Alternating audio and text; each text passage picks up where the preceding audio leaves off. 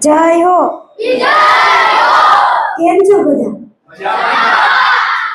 22 April 2025 આ દિવસ તો આપ સૌને યાદ જ હશે કે પહેલગામમાં અટેક થયો અને એ અટેકમાં આતંકવાદીઓએ આપણા ભારત દેશની નારીઓના સ્વાગત કર્યો અને એનો ચકનાચૂર જવાબ આજે મોદીજીએ સિંદૂરના ઓપરેશનમાં આપ્યો. અને એને પૂછ્યું હતું ને કે ધર્મ કયો છે, તો આપણે કહ્યું હિન્દુ. તો બસ મારે આ એક જ ધર્મ વિશે વાત કરવો છે કે હું હિન્દુ છું, હિન્દુસ્તાની છું. હિન્દુ ધર્મ તે સિંધુ નદી પરથી આવ્યો છે. સિંધુ નદીના પૂર્વ ભાગમાં વસતા લોકોને હિન્દુસ્તાની અને તેમના ધર્મને હિન્દુ ધર્મ તરીકે ઓળખવામાં આવે છે. તો આજ હિન્દુ ધર્મ એ શું એક નેશનાલિટી છે, એક આયોજન છે, એક પૂજા પદ્ધતિ છે? નહીં, તે આપણા હૃદયનો આત્મશબ્દ છે. હિન્દુ હોવું ત્યારે ખરાબ પરિસ્થિતિ પર આપણે ડઢાઈને ઊભું રહેવાનું ઉદાહરણ છે.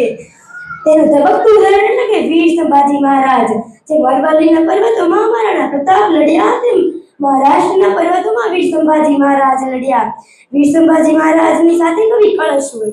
કવિ કળશ વીરસની કવિતાઓ ગાય ને વીર સંભાજીની તલવાર ચાલે. આ જોઈને ઔરંગઝેબે કહ્યું, ચાહે કંઈ પણ થઈ જાય, આ બંને મારી સામે જોઈએ. બંને પકડાય તો હતા નહીં કાંઈ, પણ ઘરના જ માણસો ફૂટી ગયા અને બંને પકડાઈ ગયા. જ્યારે ઔરંગઝેબની સામે વીર સંભાજી મહારાજ જાય છે ત્યારે ઊંચે વળ દેતા દેતા જાય છે. ત્યારે ઔરંગઝેબે પૂછ્યું, તમારાથી ડરતો કેમ નથી?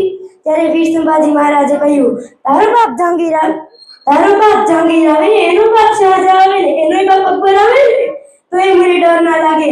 કારણ કે હું હિન્દુ છું, હિન્દુસ્તાનીનો શૂરવીર છું અને હિન્દુ તે મારો ધર્મ છે. અને એણે આપણને ધર્મ પૂછીને માર્યા હતા ને આપણે એની ઓળખાણ કરીને માર્યા છે. એટલે આજે આપણે ગર્વથી કહી શકીએ છીએ કે હું હિન્દુ છું, હિન્દુસ્તાની છું અને હિન્દુ તે મારો ધર્મ છે.